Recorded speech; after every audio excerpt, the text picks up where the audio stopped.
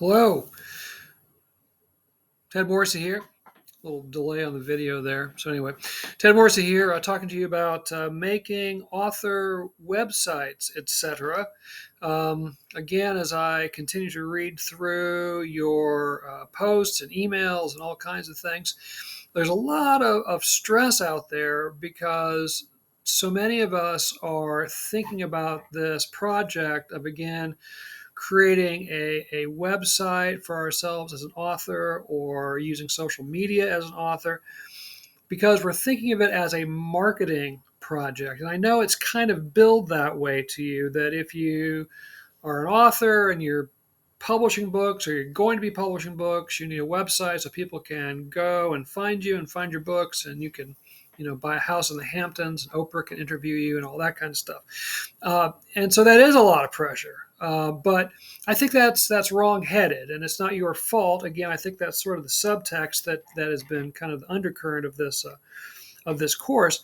But as I've been trying to stress from the beginning, don't think of it as a marketing project. If people find you and find your books and buy lots of them, that's wonderful. But I think at the beginning here, what you need to do is think of it as just another creative kind of project. I mean, we're all creative people. Most of you are creative writing majors. Some of you are film majors. Some of you are English majors, which obviously are inherently creative also, et cetera, et cetera. So you're a creative person. You do creative stuff all the time. You write stories and poems and novels and film scripts, and you do artwork. You do all this stuff. Think of designing and creating your web page and then accompanying social media accounts as a type of creative project. Who are you as a writer? What do you want to say to the world through your website? Don't worry about whether anyone visits it to buy your books. They probably won't, or not very many people. So think of it as a creative outlet. If you approach it like that, making it so that it sort of says who you are as a writer and an artist and so on, I think that's really where the focus ought to be. Again, if all that other stuff happens, great. But as you're working on it, work on it as a creative project. Again, just like writing a story or writing a novel or a film script or whatever it might be. And have fun with it. Have fun with it as a creative outlet. Don't stress out about, oh, it's a marketing thing and what color do I make it and what kind of photos do I use and how am I going to appeal to 18 to 45-year-olds living in Wyoming? I don't know. I have no idea. No one does, quite honestly. So don't stress about it. Just do you make the website as you want it. You'll look at some other websites that you think are kind of cool. Keep it simple. I can't stress that enough. Again, I think that's another reason why some people stress out, because we look at maybe websites of professional authors, and they've got all this neat stuff happening and all these pictures and things are moving around on the screen and, whatever. We're not there. We don't need to be there, right? All you need is a website or a blog, but the same elements pertain. Brief bio, just who are you? What kind of stuff do you write? That kind of thing.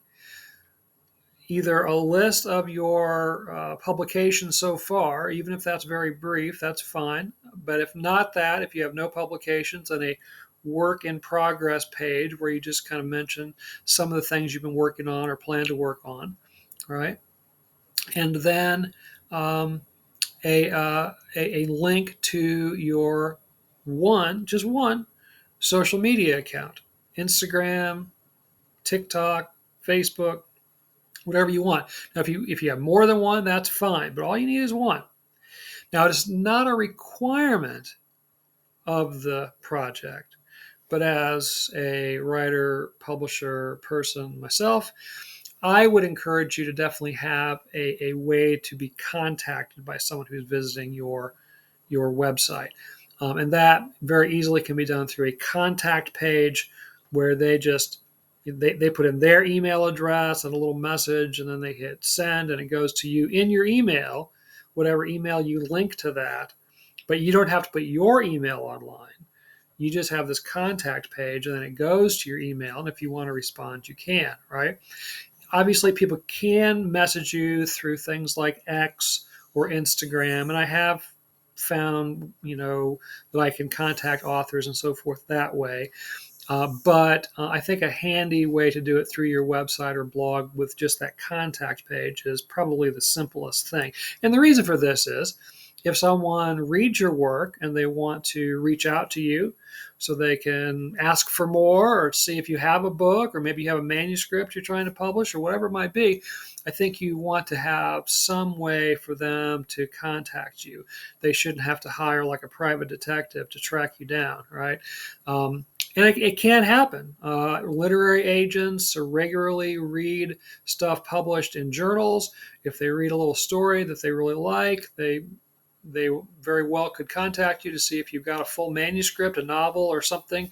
If you make a little a short film or something and put it on YouTube and somebody likes the look of it, they may reach out to you to see if you've got a feature length or a screenplay or something like that.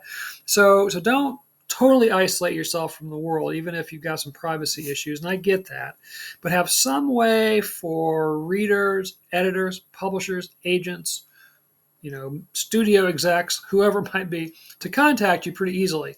I know in the past, as a publisher, there's been, a couple of occasions where I've wanted to reach out to a writer. I've read something of theirs. I'd like to maybe see if they have other material or whatever, and I can't find them. They don't. They have a website maybe, but there's no way to contact them. They're not on social media.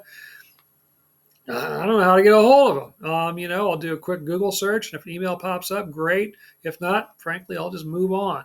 So even though it's not a requirement of the project to have a contact, for yourself in there, I'd recommend it. Don't put your home address. You may not want to put your actual email address on your website, although you can. I do. I have my actual email address on my website, but at least have that contact information in there, so that page, I should say, so someone can click on it, send you a quick message, and then if you want to, you can get back to them. All right. But let me go back to the beginning here. Think of this as a creative project, just like writing a story or a novel or a screenplay or a poem or whatever. Don't think of it as a marketing project. You're not a marketing major, right? There are people who major in that. That's not you. It doesn't need to be you. It shouldn't be you, right? You are a creative person. Think of it as a creative project, right? And then just have fun with it and put it out there, finish the class, finish your degree. It'll be fine.